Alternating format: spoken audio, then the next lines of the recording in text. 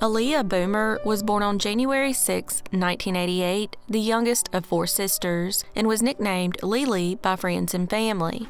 At the age of 27, Aliyah was a nursing student living with her mother in the Nostrand houses on Batchelder Street in the Sheepshead Bay area of Brooklyn, New York.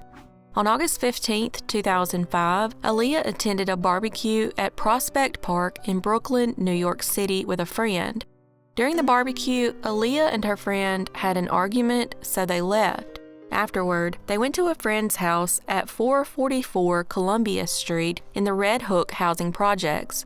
Around 11 p.m., while still at the Red Hook housing projects, Aliyah and her friend were invited to another barbecue.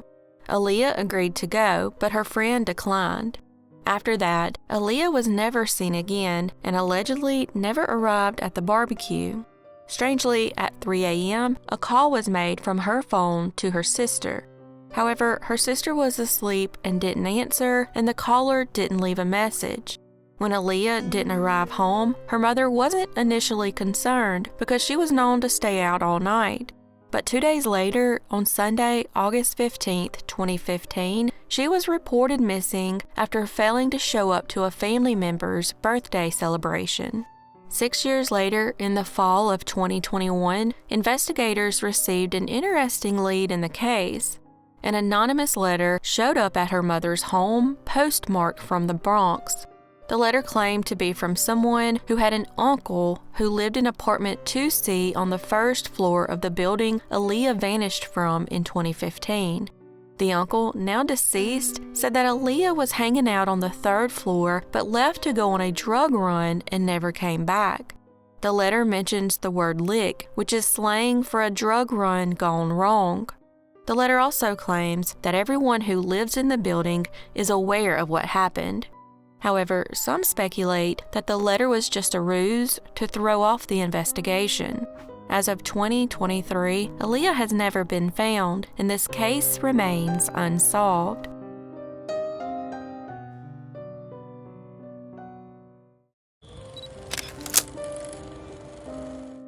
Douglas Legg was born on August 11, 1962, and went by Dougie.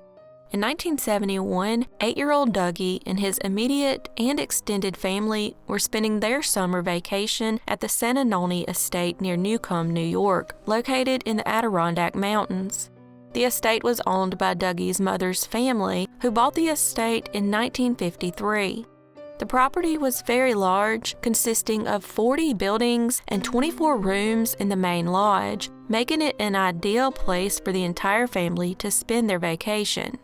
On Saturday afternoon, July 10, 1971, Dougie and his uncle decided to go on a hike around the property. During the hike at 3:30 p.m., his uncle noticed quite a bit of poison ivy on the trails and told Dougie to go home and change into some long pants. So Dougie reluctantly started the half-mile walk back to the lodge, passing his brother and cousin along the way. Dougie was last seen about 50 yards from the main lodge building. After that, he was never seen again. When evening rolled around and his family realized he was nowhere to be found, they called the police and reported him missing. That night, the state police, along with locals from the town, began a massive search, but by morning, there was still no sign of Dougie. Dogs, helicopters, and even planes with infrared were then brought in. At one point, as many as 1,000 volunteers were assisting in the search. However, the area was known for swamps, marshes, and bogs with dense forest, making the search even more difficult. Footprints were eventually discovered, but unfortunately, the rain had washed away a lot of Dougie's scent, making it nearly impossible for the dogs to track him. 7 days later, the family hired 20 elite mountain men from the California Sierra Madre Mountains to help search. But like everyone else, they found no sign of Dougie. Sadly, 6 weeks later, the police called off the search.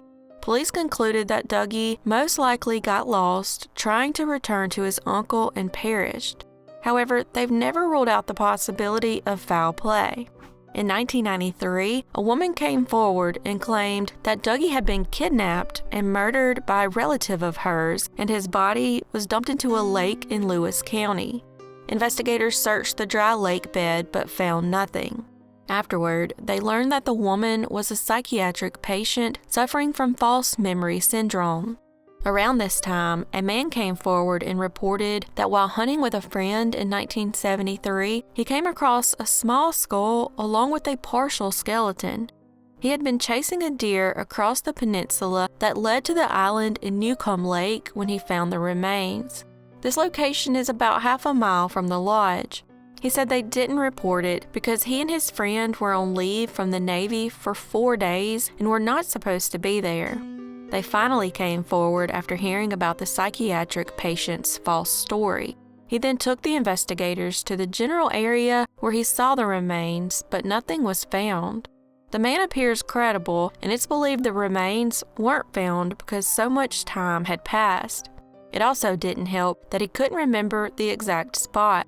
After the incident, the family, not wanting to return to the property, decided to sell the Santa Noni Preserve to the newly formed Adirondack Conservancy Committee of the Nature Conservancy, who then sold the property to the state of New York. The property was then left unmaintained for 20 years, but has since been restored and is now designated as a National Historic Landmark. As for Dougie, he's never been found, and this case remains unsolved.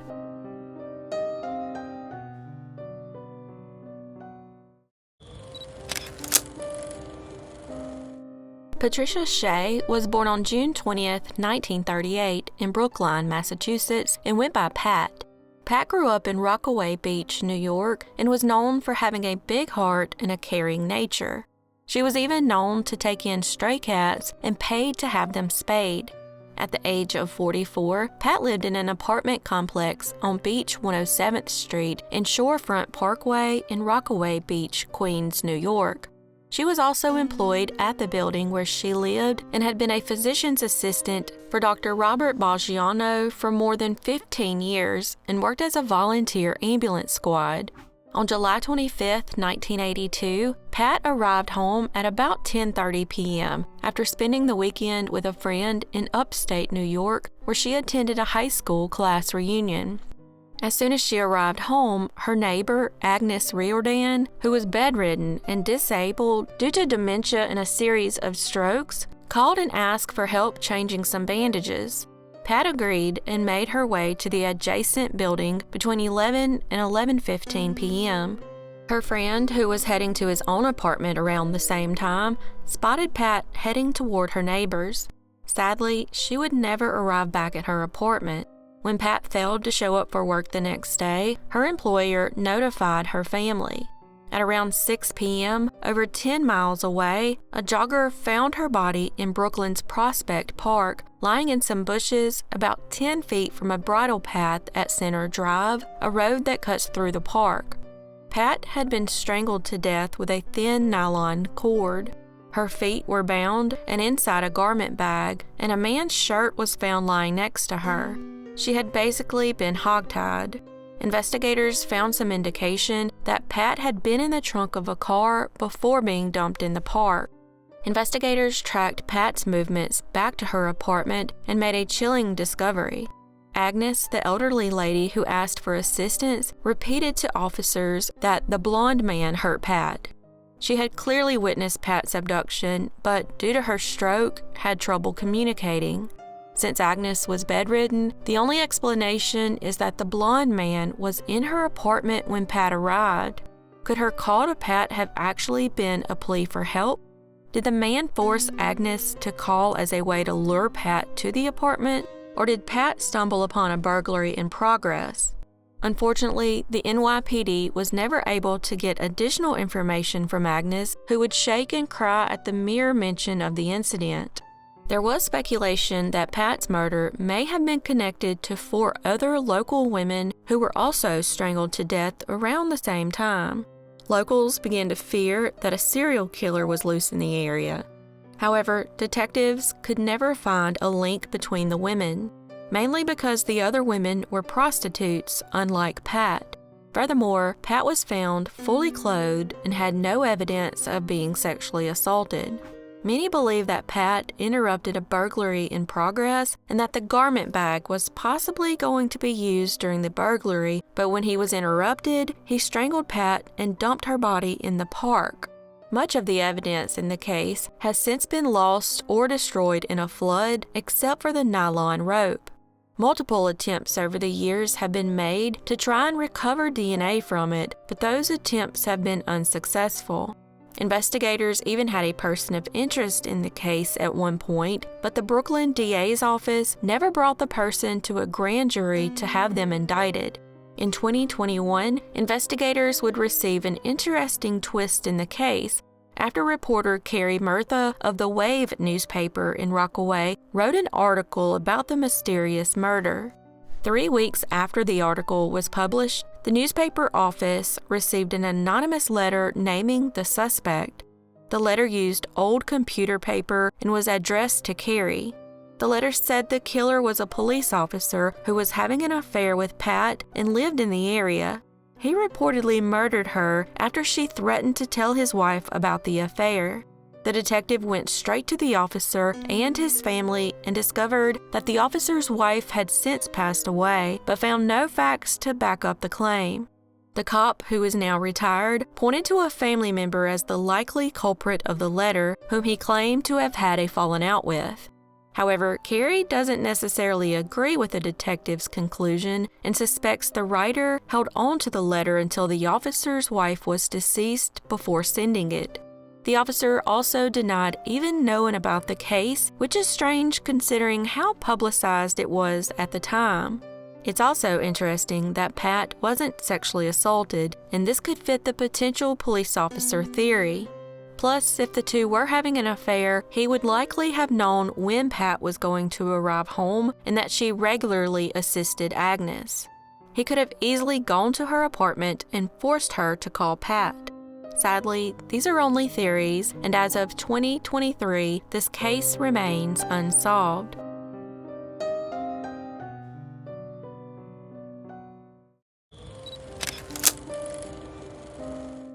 Robert Mayer was born on February 17, 1967, and grew up in Old Bethpage, New York, and went by Rob. At the age of 46, Rob lived on Leroy Street in Dix Hills, New York, with his wife of 18 years, Ida Mayer, and their 15-year-old son and 11-year-old daughter. He was a certified electrician and a member of Local Union 3, the International Brotherhood of Electrical Workers. Ida said her husband was a homebody who enjoyed lounging around the house, watching TV, and playing video games with their children. She said he was a very loving man who would do anything for his friends and family. On Friday, June 14, 2013, Rob left home around 4:30 a.m., heading to his job site at a massive theater complex under construction in Fort Greene, Brooklyn. While there, he spoke to his wife over the phone around 9 a.m. to discuss their plans for a Father's Day barbecue on Sunday. He also had plans on Saturday to go see a band that his son played the guitar in. Rob was a drummer and always attended his son's shows and helped set up the equipment. They also talked briefly about an upcoming vacation to Italy they'd been planning. Around 2:15 p.m., Rob was captured by security cameras at Arrow Scrapyard, a recycling center in West Babylon, New York, selling scrap metal from his job site for $300 in cash. 30 minutes later, his cell phone went dead or was shut off. That evening, his wife Ida filed a missing persons report with the Suffolk County Police Department when he failed to return home from work. Strangely, he apparently made it back home before going missing because his cell phone, wallet, ID card, and the $300 cash were later found by his wife in a drawer of their house. All of the items had been with Rob on the day of his disappearance.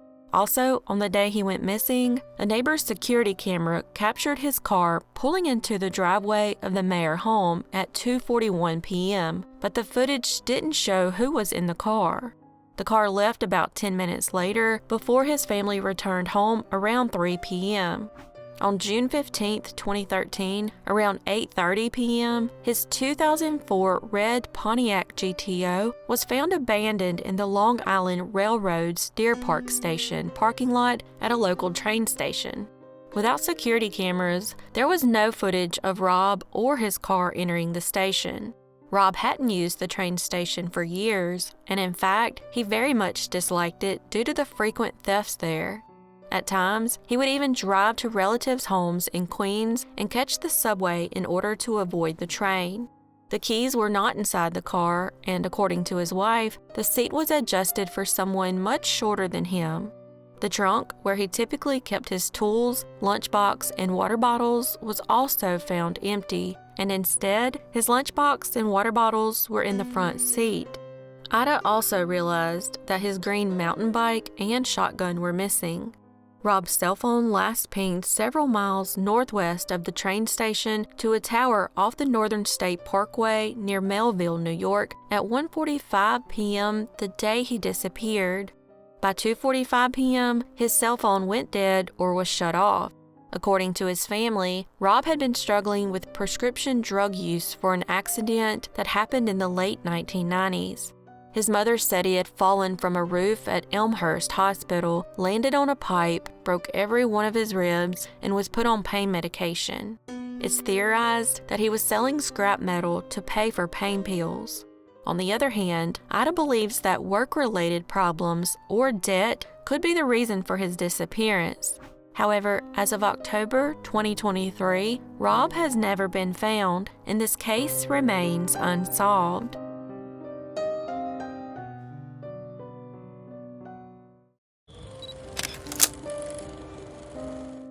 Shaniece Harris was born on February 2, 1986, to parents Thomas and Elvia Crump. At the age of 31, Shaniece lived in Rock Hill, New York, and was described as a warm, loving goofball with a natural gift for making people laugh. She was a homebody who was especially close to her family, and her favorite saying was FOE, family over everything. On Memorial Day, May 29, 2017, Shaniece left home at about 8:20 p.m. to visit a friend in the Rock Hill area. While there, she called and spoke with her girlfriend via FaceTime. She then allegedly left the friend's home with an unknown person. After that, she was never seen again. By 9:30 a.m. the next morning, Shaniece was still not home. So her girlfriend called Shaniece's sister, Tamika, but she hadn't heard from her either. Shaniece's mother was flying to Florida, and she was known for calling Elvia after her flights, but that call never happened. Tamika immediately went to the Monticello police and reported Shaniece missing, but was told to wait 24 hours. This was strange because the NYPD didn't have a waiting period, and when she went back to report her missing, she was asked why she didn't come in sooner. This is frustrating because it delayed the search for Shaniece. Was this a misinformed person at the police department, or was something more sinister going on? 2 days after she went missing, her dark gray 4-door Volkswagen Jetta was discovered along Southwoods Drive in the town of Thompson, New York, less than 5 miles from where she was last seen. Multiple searches were executed in the area where her car was found, but there was no sign of Shaniece. Unfortunately, this case has very few details, and as of October 2023, Shaniece has never been found, and this case remains unsolved.